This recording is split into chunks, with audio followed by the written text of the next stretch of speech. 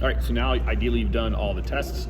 Hopefully you've put all the numbers into the ACL sheet. If you haven't, I'm going to talk about that a little bit here. So with the ACL test right at the beginning, the injured versus the healthy side of the asymmetries, making sure you are comparing that injured leg or injured side versus that uninjured side. Okay, so again, single leg balance is going to be for average time per side. Single leg squat is going to be this average reps per side. Side plank is going to be per time on each side. Multiple, you get the average. Y balance, again, we're adding all three of those scores together, and that's going to be one score for each leg, averaging a couple of those tests, comparing the injured versus the uninjured. Single leg broad, distance, averages, single leg crossover. Remember, you're adding together the two averages for the medial, so going inside, and the lateral, so jumping outside first. So we're adding those averages together, and that's that one leg. Okay, so those are going to be the percentages. It should auto-populate with what your percentage is. We have this set up. Usually strength comes back before power does. So for most of my athletes, by the time we're doing a lot of power stuff, they're somewhere in the 80% range for that strength and for that balance.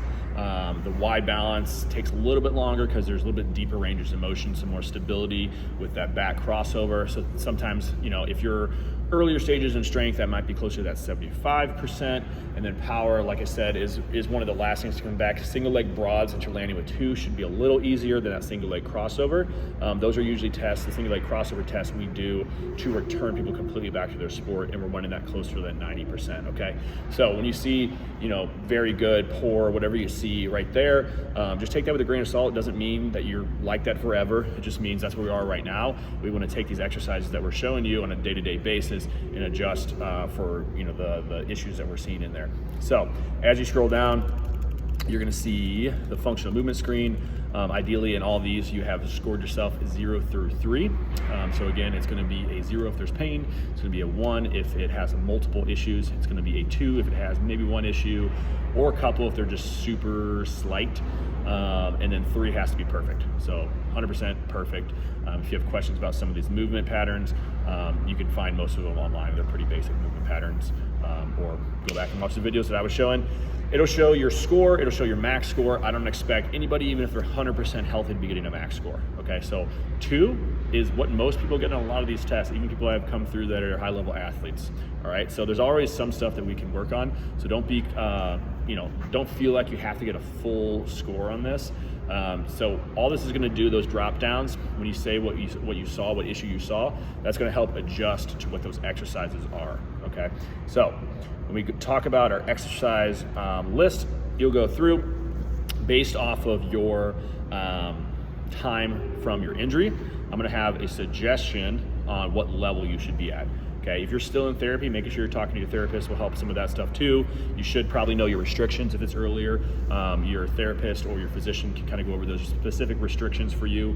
So if you feel like, hey, I'm at level 1, it's super easy, I need to get to level 3 as quick as possible. Well, there's a reason you're at level 1. It takes a certain amount of time for certain things to heal up. So it's okay to stay at that level, build up that foundation and that capacity. You might feel like you're ready to jump, but your body's not actually ready to jump. Okay, so usually that 4 to 6 month range is honestly one of the harder times of an ACL rehab, because you feel fine by that point, pretty much. Might still have some knee pain, but generally walking around you feel fine. You feel like you could just go for a jog. You feel like you could just jump off that curb or jump up onto that box or something.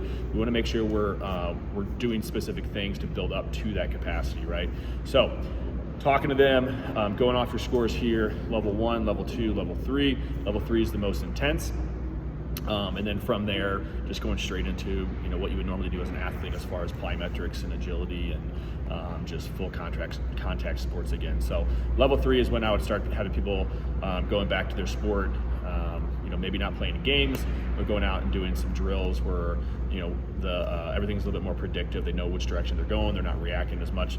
As you start getting better in that, you can start doing more reactive stuff too. So all of these are some basic movements. If there are other movements that you want to, that you think fall into that same movement pattern, so let's say you're doing a step up and you want to do a lunge, like obviously that's a very similar movement pattern, so you can still play around with it. The strength stuff I would do on here at least 3 days a week. I wouldn't do it any more than 5 days a week. And some of the stuff that's a little bit lower intense, the mobility stuff, you can do that stuff every single day. the pogos. Once you get to that point, you can do that stuff every single day. Okay, it's not high intensity. It's not going to make you sore. If it's not going to make you sore, do it every day for where you're at right now. If it gets boring, do it every day. Okay, it's going to help you in the long run. So making sure that we're abiding by those things from that level 1, level 2, and level 3. If you guys have questions, feel free to reach out. Always available to talk. Find me on Instagram at BK_strength coach, or feel free to honestly shoot me a text 314-852-2738, or shoot me an email BRETKELLY performance@gmail.com. If you can't do some of these exercises, if you just don't know what they are, if you're having issues or something, feel free to reach out and ask me. There should be hyperlinks on all of them, so you'll have a video of me explaining how to do all the exercises. But if something comes up, reach out.